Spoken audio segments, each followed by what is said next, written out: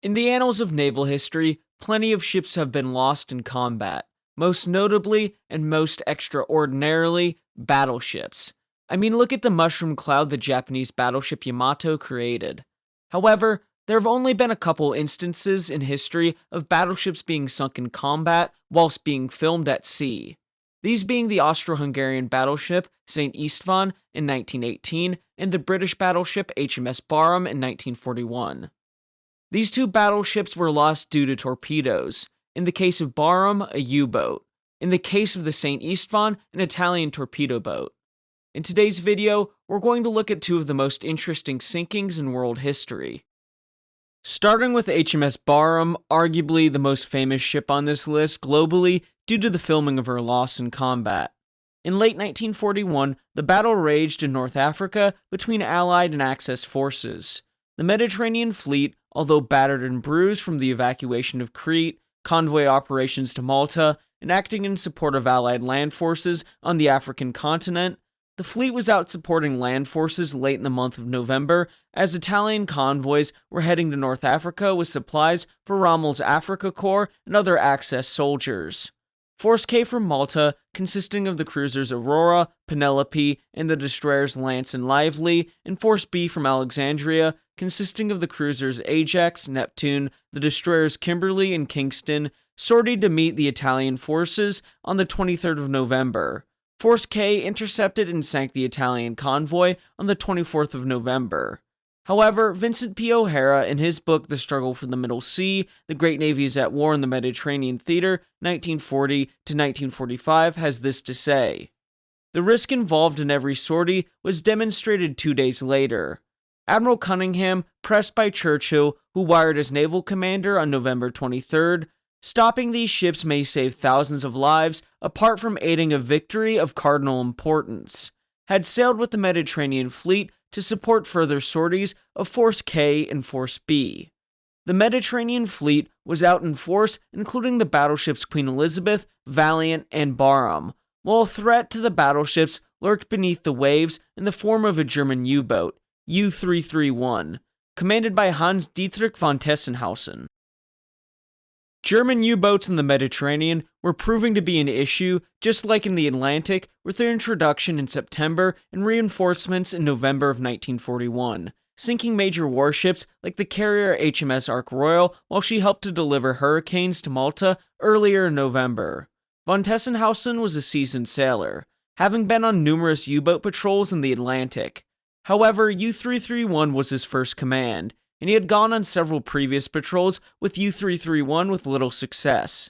This most successful patrol for von Tessenhausen began from the Greek island of Salamis, where the U-boat had some work done and made its way south toward the North African coast, where U-331 was informed of the Mediterranean fleet's sortie from Alexandria and how they intended to support the disruption of Italian convoys.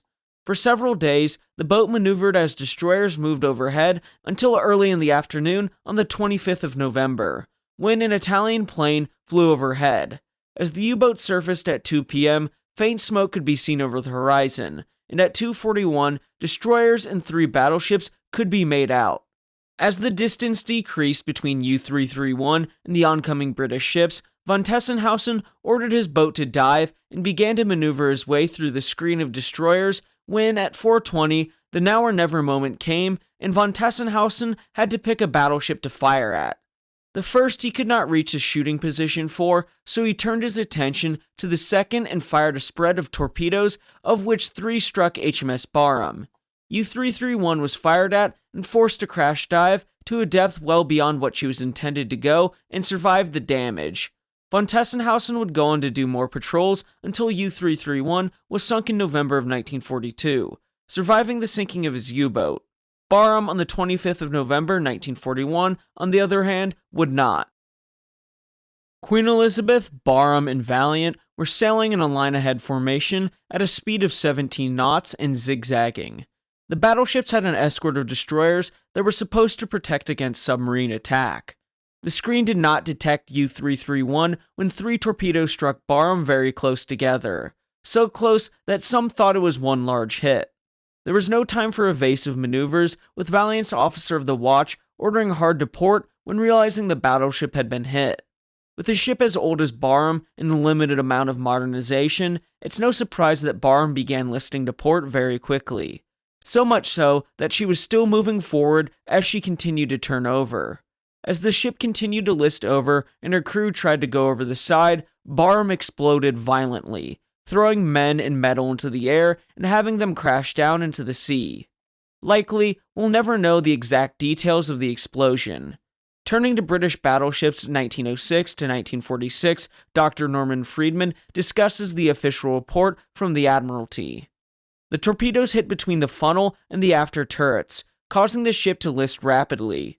4 minutes after the hits, with the ship on her beam ends, there was a heavy explosion, probably between X and Y magazines.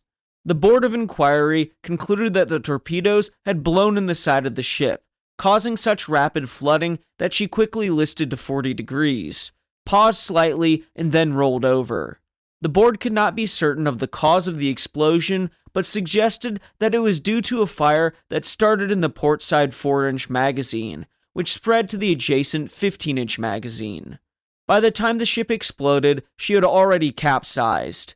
The officer of the watch on the nearby Valiant stated that all observers agreed that there had been 3 explosions, 1 and then 2 in quick succession, all amidships between funnel and main mast.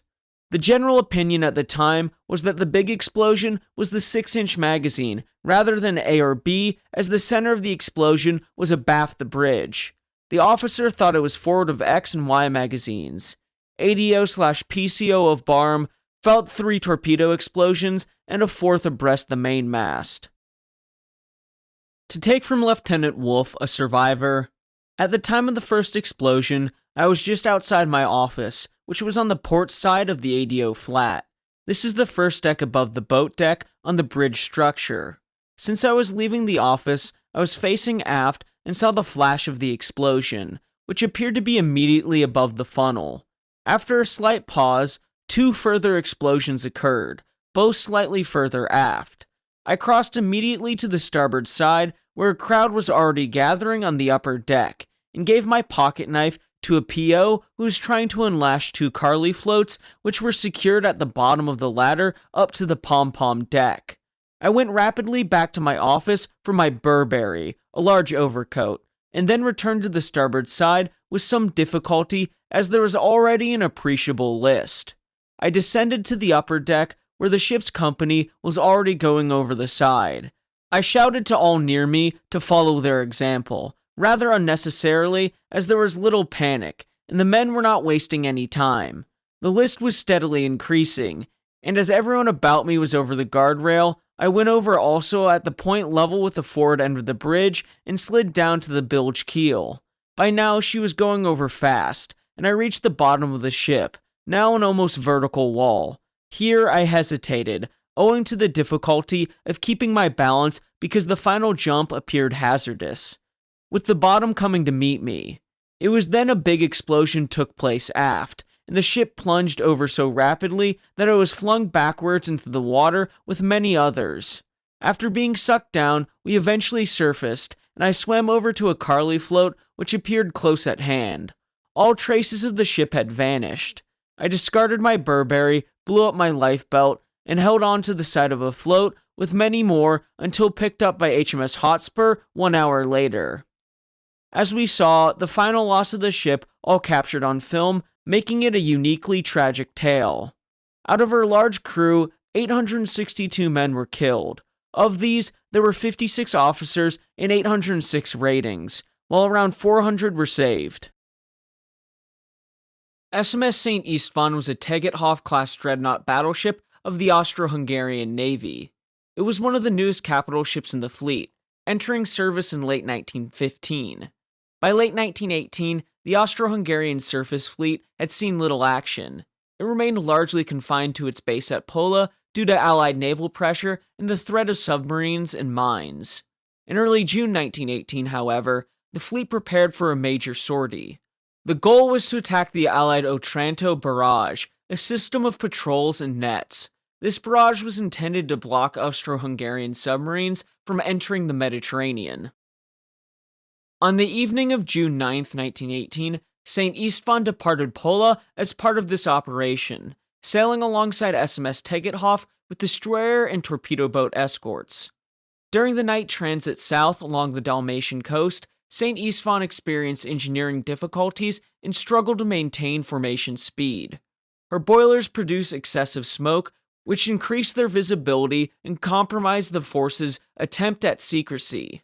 In the early hours of June 10, 1918, near the island of Bermuda, 2 Italian MAS motor torpedo boats, MAS 15 and MAS 21, encountered the Austro-Hungarian formation.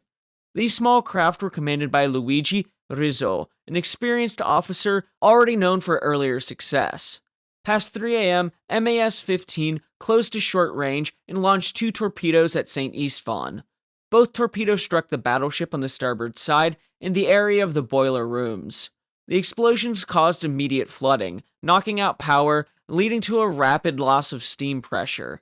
The ship soon developed a significant list to starboard as water spread through compartments that lacked sufficient subdivision. Damage control efforts were initiated, including counterflooding and attempts to control the list, but these measures proved ineffective. An attempt was made to tow St. István using Tegethoff, but flooding continued to worsen. As the list increased, water entered through openings near the waterline, further accelerating the loss of stability. With pumping capacity reduced due to failing steam pressure, the crew was unable to arrest the progressive flooding. Just before 6 a.m., after several hours of struggle, St. István capsized and sank. The slow nature of the sinking allowed most of the crew to abandon ship, but 89 officers and men were killed, primarily those trapped below decks. The sinking was filmed by an onboard camera, taken from the Tegethoff class, Austria-Hungary's dreadnoughts 1909 to 1925 by Andy South. By 5:38, the water had reached the upper deck, and orders to abandon ship was given. The order to abandon the doomed ship had been issued while Moll, a non-commissioned officer, had fought to escape the darkened hell from below. As he emerged out onto the sloping deck, most of the crew already there had jumped into the cold waters around the ship's capsizing hull. Following his instincts, Moll climbed further up the ship's sides in his bare feet. As the ship started to roll over, as the speed of the hull's roll increased, Moll ran and slid, cutting himself on the hull's sharp marine growth, as he finally fell into the sea. Within the ship's sinking structure, half of his men had either lost their way in the ship's dark interior or just could not escape before the ship started to roll over. As Moll swam, he could see the ship's commander and the other ship's staff officers as they were thrown from the upper levels into the sea. What had been recently a calm water was now stormy and violent as the ship finally capsized. Escaping water from the hull's bottom vents made it difficult for Moll to swim away, and along with other survivors, he was thrown about in the stormy waters. But as the ship settled into her new capsized position, the sea briefly calmed, and Moll found he was just 10 yards away from a ship's boat.